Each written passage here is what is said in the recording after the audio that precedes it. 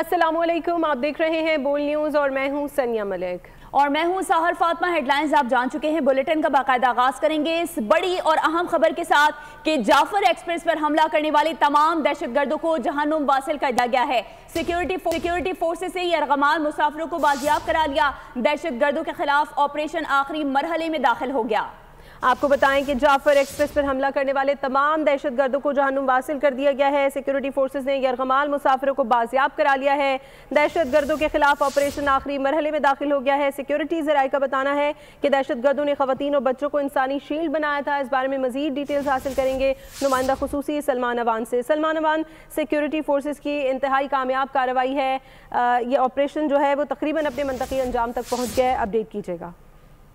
जी बिल्कुल, ऑपरेशन अपने मंतकी अंजाम को पहुंचता हुआ अभी हमें दिखाई दे रहा है। अभी ऑपरेशन आखिरी मराहिल में दाखिल हो चुका है। 190 मुसाफिर रिहा हो चुके हैं, लेकिन अभी जो मुसाफिर खुदा न खास्ता दहशतगर्दों की कार्रवाई के अंदर शहीद हुए हैं उनके हवाले से भी काउंटिंग की जा रही है। शुहदा की तादाद का तयन किया जा रहा है, शहीद मुसाफिरों की तादाद का तयन किया जा रहा है और खुदा न खास्ता सिक्योरिटी फोर्सेस को भी नुकसान, जानी नुकसान जो है वो हो सकता है। इस हवाले से भी हमारे पास कोई इत्तलात नहीं है, लेकिन बहरहाल जो ये ऑपरेशन है ये सिक्योरिटी फोर्सेस की बहादुरी से मुकम्मल होता हुआ हमें दिखाई दे रहा है। सिक्योरिटी फोर्सेस ने इस कार्रवाई के दौरान बहुत ज्यादा एहतियात का मुजाहरा किया। बहुत ज्यादा जो स्लो पेस हमें दिखाई दी उसकी वजह यही थी कि दहशतगर्दों ने खवातीन को, बच्चों को, यरगमाली मुसाफिरों को ह्यूमन शील्ड के तौर पर इस्तेमाल किया जा रहा था दहशतगर्दों की जानिब से, और वहाँ पर सुसाइड बॉम्बर्स भी बहुत ज्यादा क्लोजली मुसाफिरों के बिठाए गए थे। 3 मुख्तलिफ मकामात पर ये दहशतगर्द मौजूद थे। जो आखिरी इत्तलात थी, दहशतगर्द स्प्लिट कर चुके थे,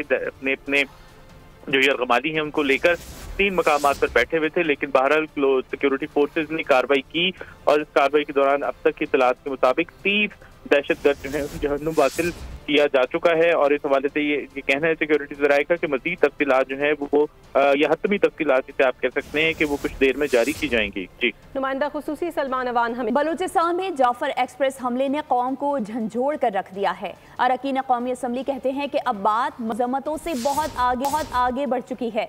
जामे पॉलिसी मुरतब करके हंगामी इक़दाम करना होंगे। इस्लामाबाद से मोहम्मद आलिजा खान की रिपोर्ट देखिए। बलूचिस्तान में जाफर एक्सप्रेस पे दहशतगर्दों का खौफनाक हमला।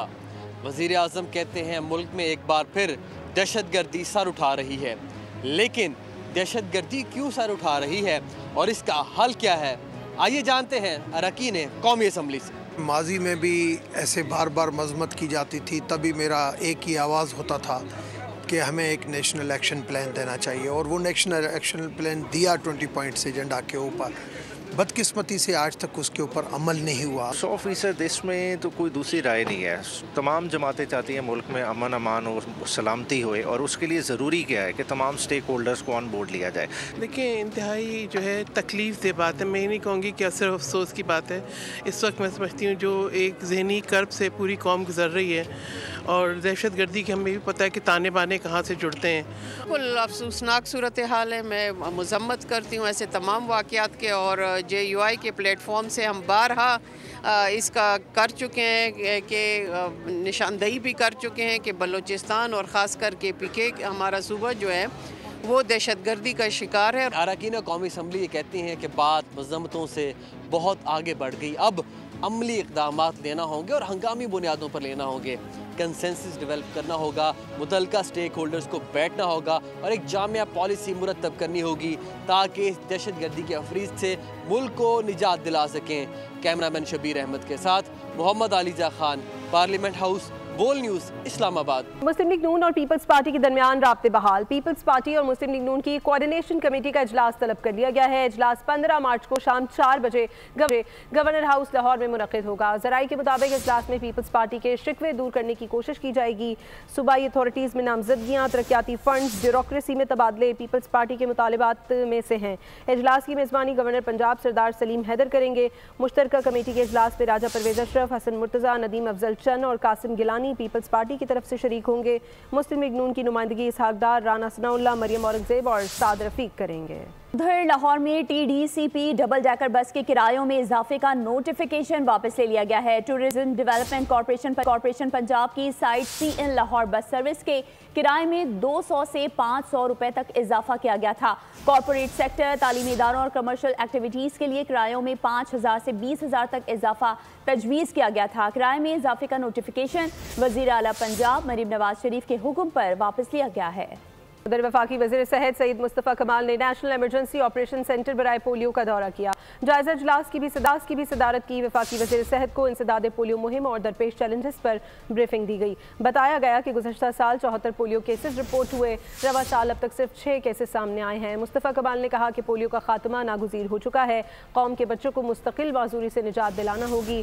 कम्युनिटीज़ को इंसदाद पोलियो के कतरे पिलाने के लिए आमादा किया जाए। गवर्नर सिंध आईनी नहीं बल्कि आहनी तरीके की बात कर रहे हैं। मेयर कराची बैरिस्टर मुर्तज़ा वहाब ने तनकीद के तीर चला दिए। कराची में मीडिया से गुफ्तगू में उन्होंने कहा कि कामरान साहब यू आर टू क्यूट।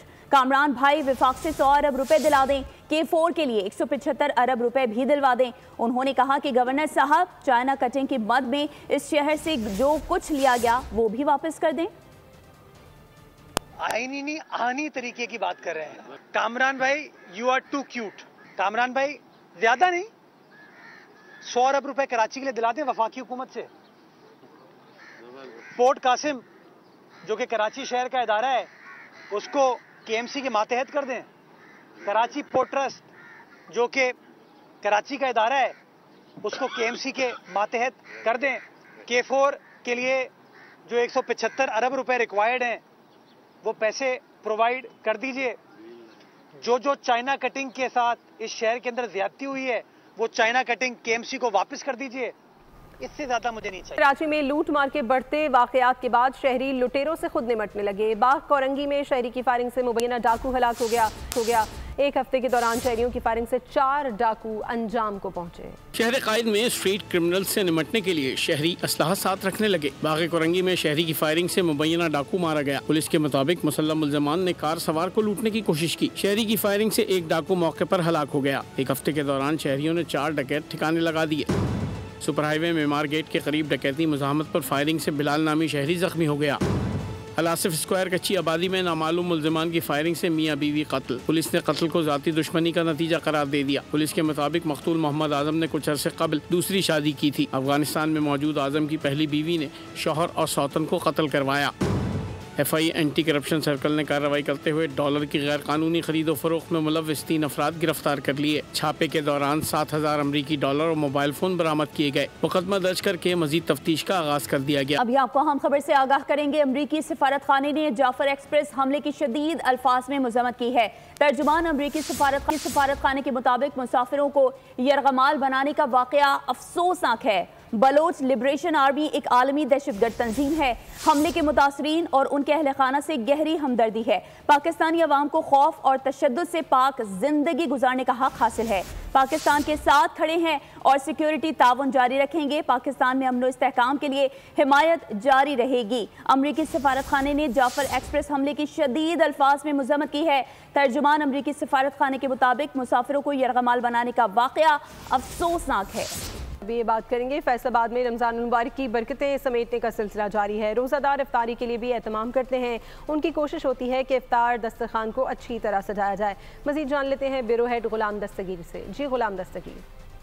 बिल्कुल फर्जंदान तौहीद जो हैं रमज़ान मुबारक की बाबरकतें जो हैं उसकी रहमतें जो हैं वो समेटने में मसरूफ़ हैं। तो जहाँ पर दिन भर जो है इबादत का सिलसिला जारी रहता है, इसी तरह शाम के औकात में जब अफ्तार का वक्त होता है तो रोज़ादारों की कोशिश होती है कि अपने अफ्तार दस्तरखान को अच्छी तरह सजाया जाए। रोज़ादार आते हैं, समोसे पकोड़े इसके साथ साथ जो कचूरियाँ हैं वो ख़रीद के लेके जाते हैं ताकि अपने दस्तरखान को अच्छी तरह से सजा सकें। यहाँ से समोसे लेके जाएंगे, कचौरियाँ लेके जाएंगे, चिप्स वगैरह, क्योंकि ये महीना बहुत पाक है।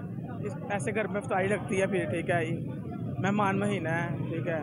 ठीक है गुलाम दस्तगीर हमें अपडेट कर रहे थे, आपका बहुत शुक्रिया। खबरों में फिलहाल इतना ही। मजीद खबरों और अपडेट्स के लिए विजिट कीजिए हमारी वेबसाइट bolnews.com और देखते रहिए बोल।